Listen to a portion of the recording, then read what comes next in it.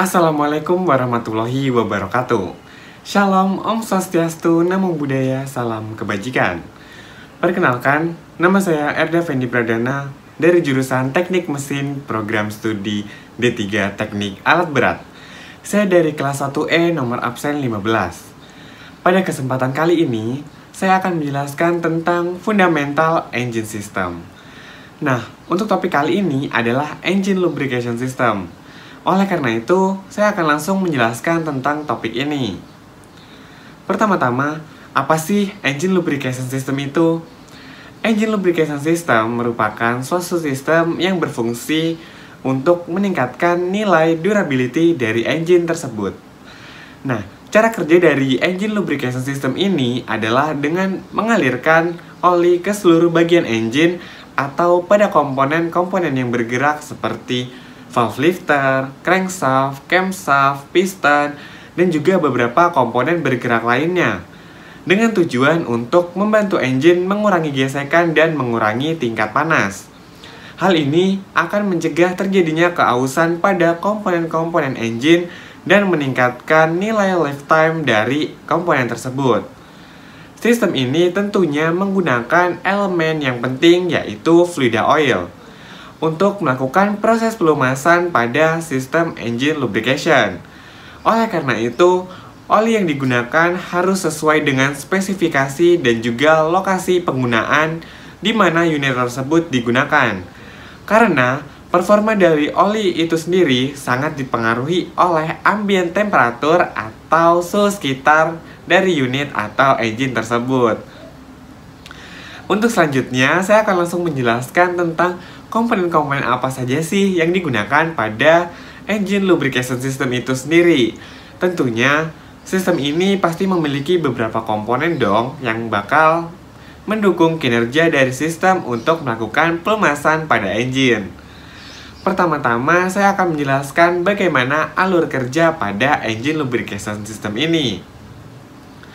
Yang pertama, oli akan ditampung pada oil pan. Pada oil pan juga terdapat saluran intake system. Oli pada oil pan akan masuk ke sistem dengan melalui suction bell atau suction screen akibat gaya hisap oleh oil pump yang akan mengalirkan oli ke sebagian sistem lubrication ini. Pada oil pump itu sendiri juga terdapat oil pump relief valve. Nah, setelah dari dua komponen ini, oli akan mengalir menuju oil cooler yang dilengkapi dengan bypass valve. Kemudian, oli akan mengalir menuju ke komponen oil filter yang juga dilengkapi dengan bypass valve seperti yang ada pada oil cooler.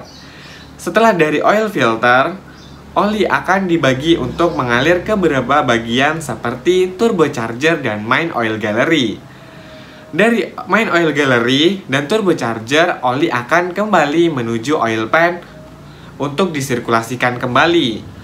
Nah, pada sistem ini juga terdapat komponen pendukung, yaitu crankcase breather yang biasanya terdapat di atas valve cover.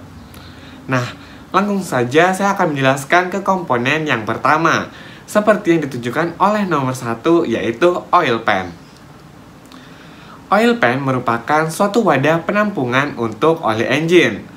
Oil pan memiliki fungsi untuk membuang panas dari oli engine ke atmosfer dan memiliki internal baffle di dalamnya untuk mencegah oli teraduk-aduk saat berada di oil pan. Oil pan di sini juga berfungsi sebagai tempat mengendapnya sisa-sisa kotoran pada oli engine. Oil pan berada pada bagian paling bawah engine. Dan oil pan ini juga terdapat komponen untuk melakukan pengecekan level dari oil tersebut, yaitu dipstick. Nah, kemudian saya akan menjelaskan ke komponen selanjutnya, yaitu suction bell atau suction screen yang ditunjukkan oleh nomor 2. Suction bell atau suction screen adalah komponen yang berfungsi atau berbentuk seperti saringan yang terletak di dalam oil pan dan pada saluran intake system sebelum pump. Suction bell dan suction screen ini berfungsi untuk menyaring partikel-partikel atau kotoran yang berukuran besar dan kasar. Nah, jadi ketika oli terhisap oleh oil pump, oli akan melewati suction bell atau suction screen terlebih dahulu untuk dibersihkan. agar oli yang mengalir ke dalam sistem itu bisa dijamin bersih.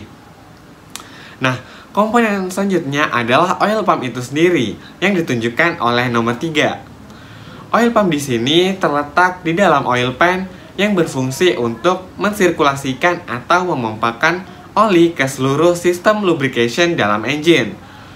Pompa yang digunakan biasanya adalah tipe gear pump, bisa dengan external gear pump atau internal gear pump.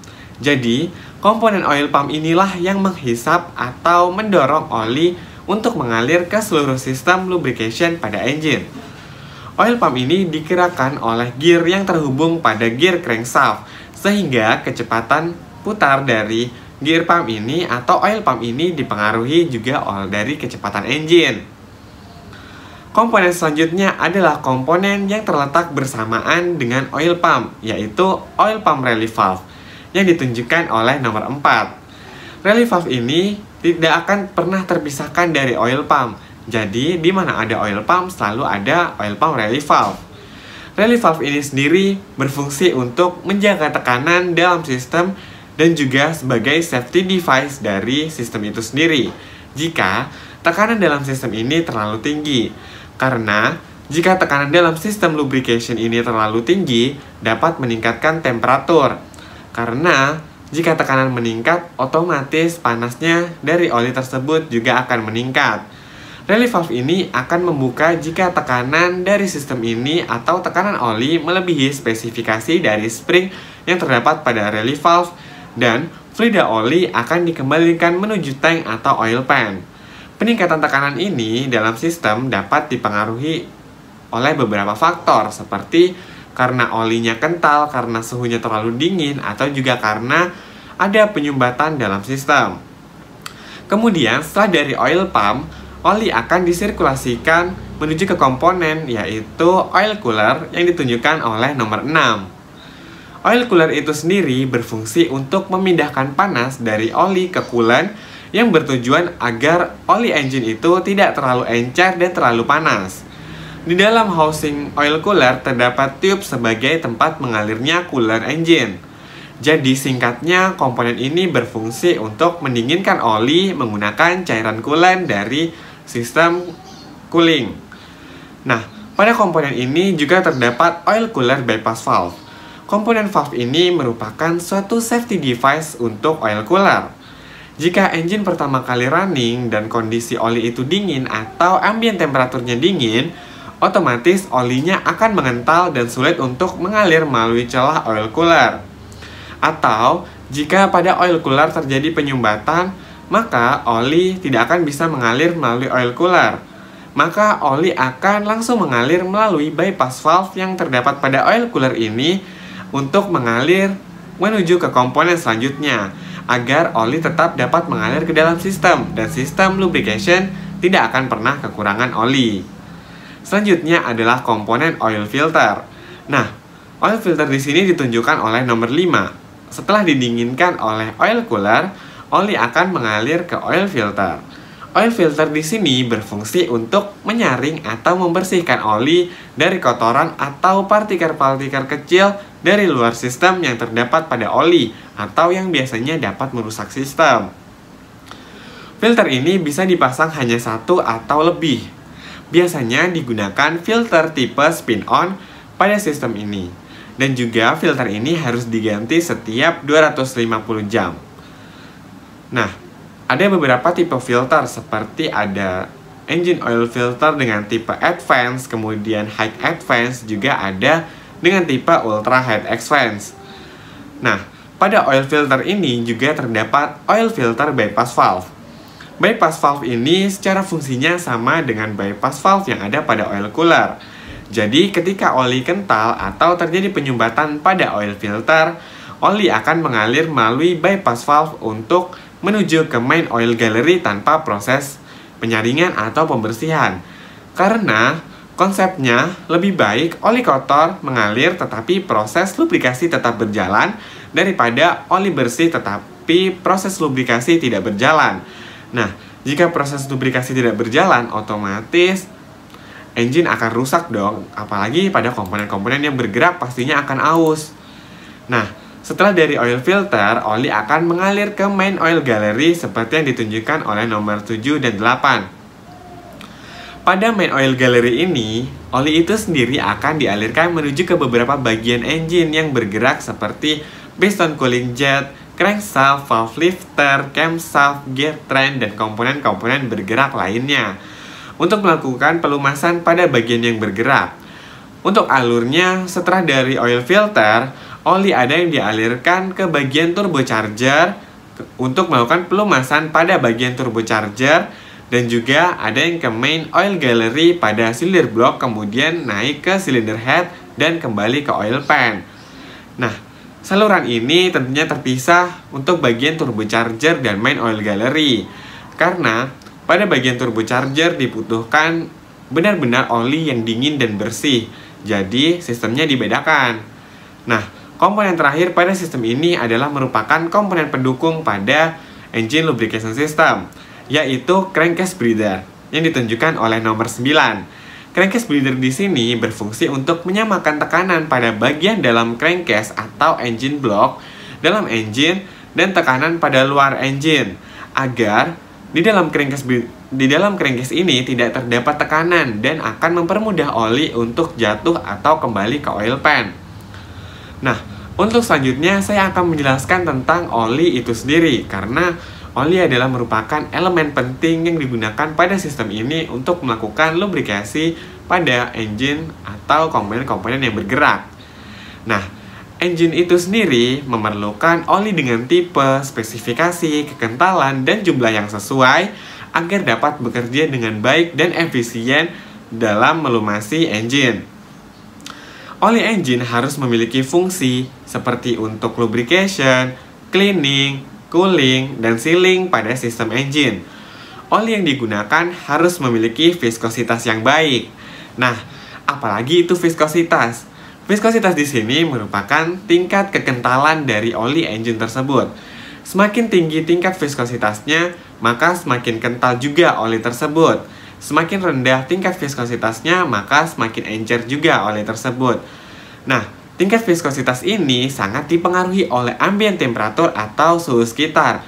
Jadi kalau suhu sekitarnya panas, otomatis oli tersebut akan encer. Nah, jika suhu sekitarnya dingin, otomatis oli tersebut akan mengental. Nah, pada oli juga terdapat istilah nilai viscosity index. Semakin tinggi tingkat viscosity index-nya, maka semakin baik dan semakin bagus juga oli tersebut dalam mengatasi perubahan suhu. Oli engine sendiri ada yang memiliki spesifikasi single grade dan juga ada yang memiliki spesifikasi multi grade. Untuk single grade berarti oli hanya disarankan untuk digunakan dalam suhu yang stabil atau biasanya dalam satu iklim.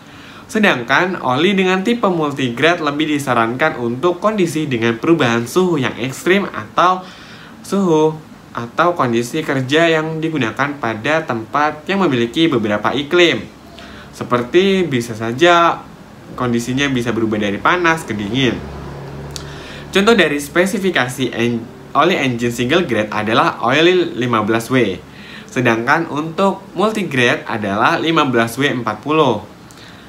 Nah, pada oli engine itu juga bisa ditambahkan beberapa zat aditif yang berfungsi untuk meningkatkan performa atau kinerja dari oli engine tersebut, seperti deterjen, anti-wear agent, dispersion, alkalinity, antifreeze, dan beberapa zat aditif lainnya. Nah, itu saja yang bisa saya jelaskan tentang engine lubrication system ini.